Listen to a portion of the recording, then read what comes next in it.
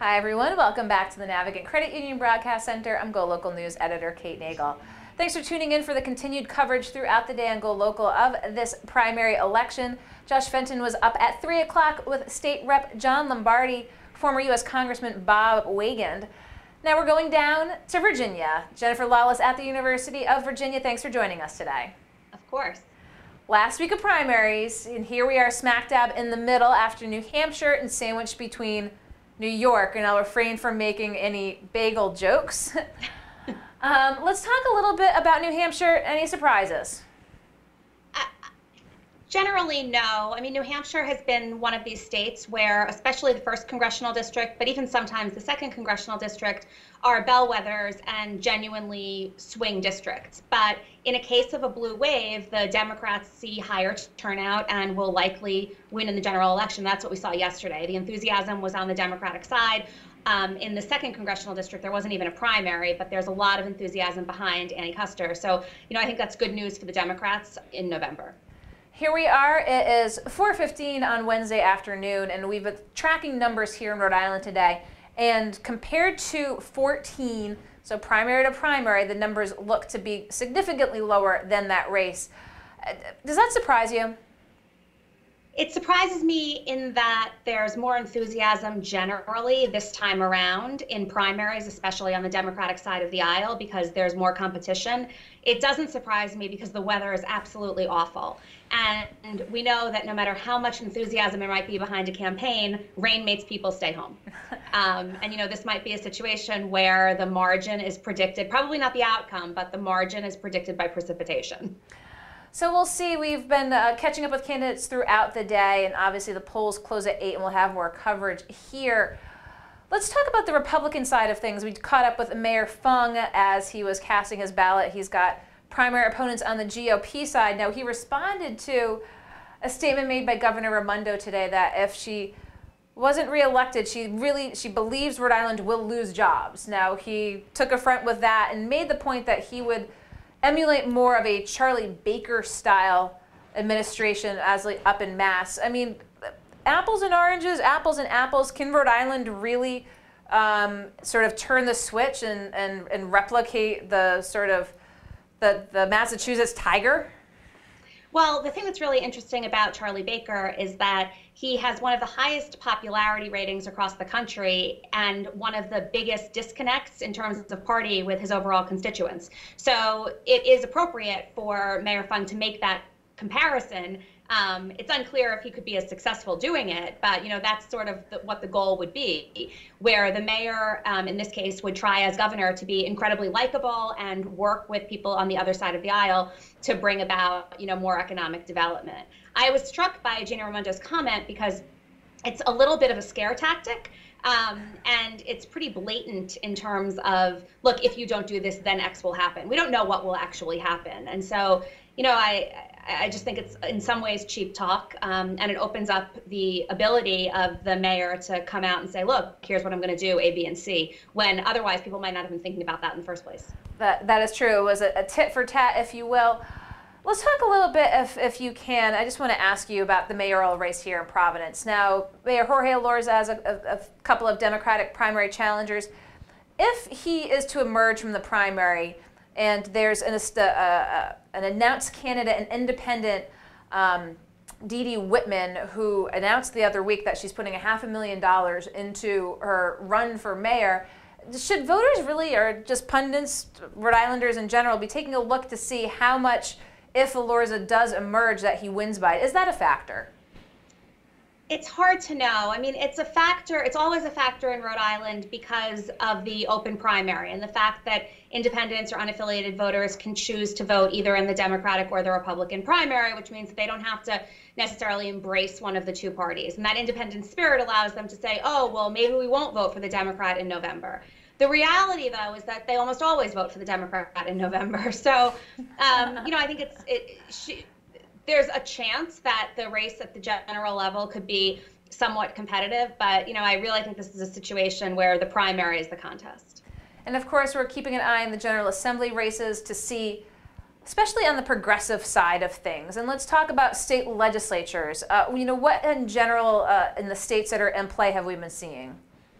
Well, we've been seeing candidates who don't look like angry old white men winning. And my bet is that that's what we're going to see in Rhode Island as well. Progressive candidates, especially women, people of color, people who identify as gay or lesbian, have been able to generate a lot of enthusiasm among voters who just feel like this is the time to throw out the rats and get something new and get a legislature or a city council or a Congress that looks more like the people. And in Rhode Island, I also think reproductive rights is going to be right at the forefront of this discussion in the primaries.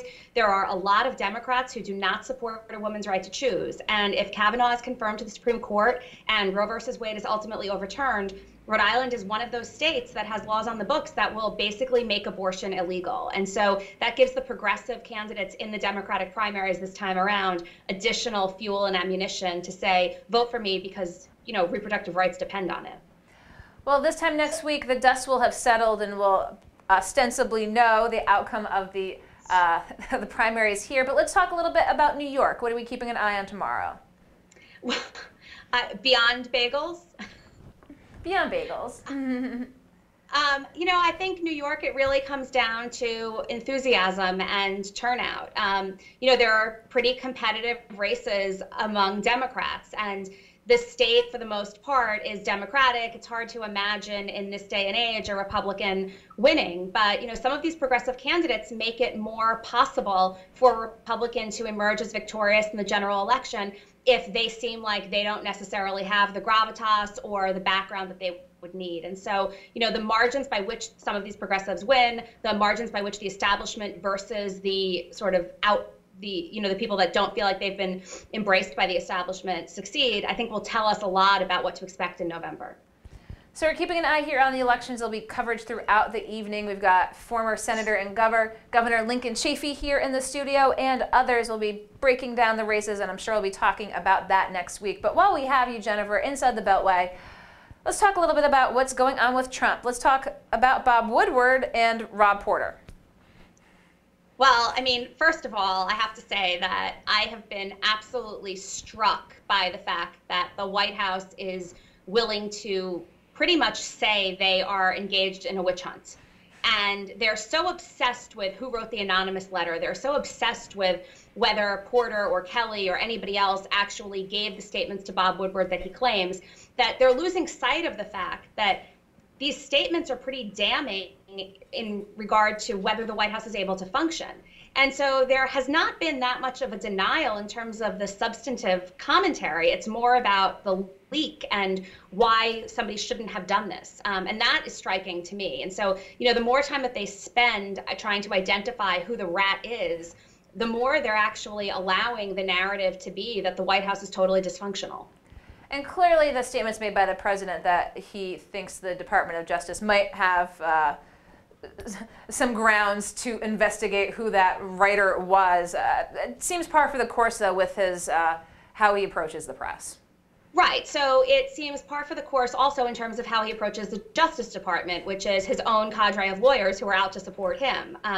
It was interesting last week, or maybe it was Monday, when Sarah Sanders was asked about this. She said, well, if the Justice Department finds something that they think is illegal, they, of course, have the right to investigate.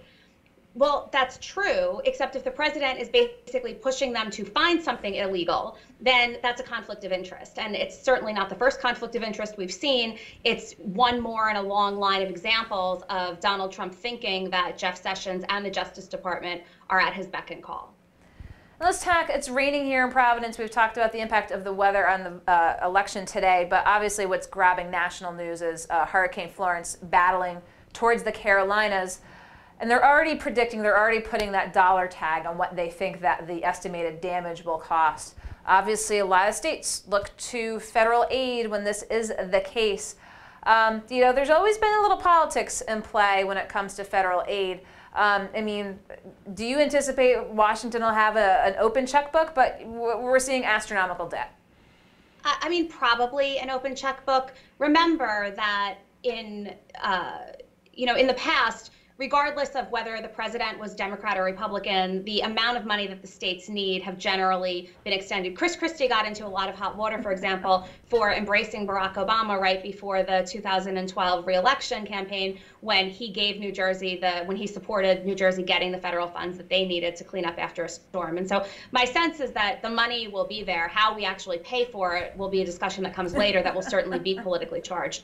But what I'm finding particularly striking about this is every single time the president or the administration discusses preparations for dealing with this storm, they're also discussing their previous successes. And this is not a situation like when the unemployment numbers come out, they're supposed to talk about how this is better than last time around. We don't want the storm to be bigger. We don't want the storm to be worse. We don't want the storm to cost more. But Donald Trump doesn't seem to have gotten the memo on that. Well, we've said so, as speaking of par for the course, the president likes to express bravado, as we did see on the remembrance of 9/11 this week and the fist pump, the reaction to that. Every day he tops himself. I mean, honestly, like every single day, I'm kind of struck. Today, I have to say, I was even more struck by the fist bump with his incessant tweeting this morning about how big the storm was going to be and how more people might be in harm's way than we even expected. Exclamation mark, exclamation mark, exclamation mark, right? And so it's just not presidential behavior. It's not presidential behavior to fist bump on 9/11. It's not presidential behavior to say that, you know, Puerto Rico, except for the fact that it's an island, has a bad electric grid and an incompetent mayor, was a huge success, right? These are just things that presidents should not say amid tragedy and amid people who have seriously suffered from these natural disasters or from terrorist attacks. And he just doesn't seem to get it. And the way that he behaved yesterday and the tweets that he sent this morning underscore just the huge difference between the way Donald Trump responds to these kinds of events and the way Barack Obama or George W. Bush did. Well, again, our thoughts and prayers are with the folks down there in the Carolinas and in the path of Hurricane Florence. You know, it raises the issue we've talked time and time again. It's the distraction politics. It's something that is dominating clearly national attention and clearly that of the president, and taking some heat off of some other areas. That's right. I mean, as long as we're talking about the hurricane